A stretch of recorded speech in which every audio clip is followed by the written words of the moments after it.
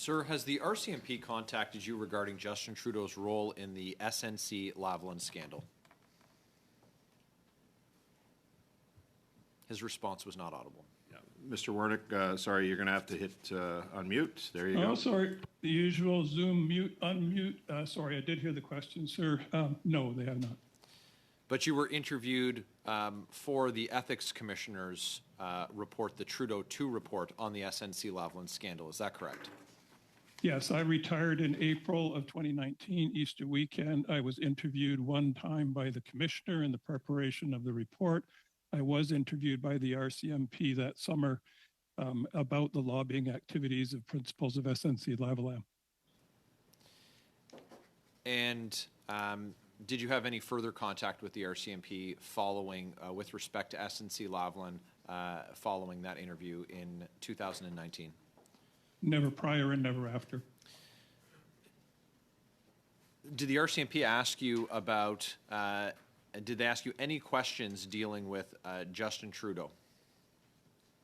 That was 5 years ago. I do not remember the flow of the interview. We basically went over the material, which you will see in the Commissioner's report. You don't remember if the Prime Minister's name was said by the RCMP? I can tell you, I've as part of complaints that I filed with the RCMP, have been interviewed by them, and it was years ago. I remember very distinctly how that interview went, and I certainly would remember if the Prime Minister's name was mentioned. It was, I can tell you, in my case. Was the Prime Minister's name mentioned? Was a question asked of you about Prime Minister Justin Trudeau when you were questioned by the RCMP? The interview took the form of going through the chronology of events, who met with whom, who spoke with whom, communicated with whom, and so on. And so, yes, the role of the Prime Minister came up because I was in contact with the Prime Minister during that period. I was clerk. The question of obstruction of justice, which is a criminal offense, was raised with respect to the Prime Minister's involvement in the SNC-Lavalin scandal. This is, of course, events in which you were involved. Most Canadians would have expected that you would have been interviewed on that subject. Do you think you should have been interviewed in the RCMP's pursuits with respect to obstruction of justice concerns or allegations about Prime Minister Justin Trudeau? I have no view on that, Mr. Cooper. It's up to the police who they decide to interview. Thank you very much. My esteemed colleague, Mr. Cooper, will have questions for you later. I'm Michael Barrett, and I did have the opportunity to ask you questions when you appeared at the Justice Committee about the SNC-Lavalin scandal, and I'm glad that we have you here today as well. Do you have any view on who the RCMP should have interviewed? We have a list of who the RCMP, or excuse me, who the Ethics Commissioner interviewed. We know who the RCMP interviewed, but those lists aren't the same. Justin Trudeau, Katie Telford, Jerry Butts, do you think they should have been interviewed to exonerate the Prime Minister? I have no view on who the police should choose to interview. Not every issue of ethics or behavior rises to the level of a preliminary investigation or fact-finding or examination. Not all of those move on to a full investigation in the terms that journalists and politicians use them. These are decisions to be made by the police and by the prosecutorial service. We know that the Prime Minister broke the law. That's a matter of public record, him having broken the Conflict of Interest Act. There was a finding of that by the Ethics Commissioner.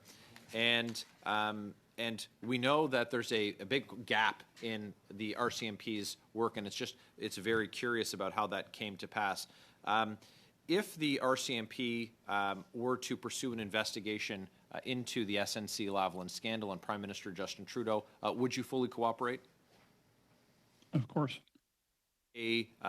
Another law enforcement agency, the Ontario Provincial Police, for example, were to undertake an investigation into the SNC-Lavalin scandal, would you fully cooperate? Of course. Do you possess any documents related to the SNC-Lavalin scandal or the deferred prosecution agreement? No, I left government in April 2019, 5 years ago. Okay. And the question wasn't when you left government the second time that you've offered us that date. The question was about you having the documents. I have no documents.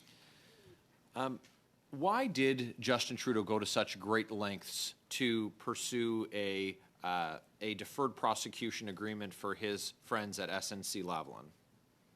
I have nothing to add to my testimony at the Justice Committee 5 years ago. You have nothing to add. So, there was no rationale. So, if I were to say that it was to help out a liberal-friendly firm, you have nothing to add to that? I gave my testimony at 2 meetings of the Justice Committee 2 parliaments ago, and that's my account of events. Well, the history is quite clear that there was not a case made, and we've of course heard the now famous recording of you and the then Attorney General Jody Wilson-Raybould when you claimed, without any evidence and without any substantiation, it's yet to be provided, that it was about jobs. And we know that it was never about jobs. It was, in fact, about politics. Thank you, Mr. Barrett. That concludes your 6-minute round. Ms. Damoff, 6 minutes, please go ahead.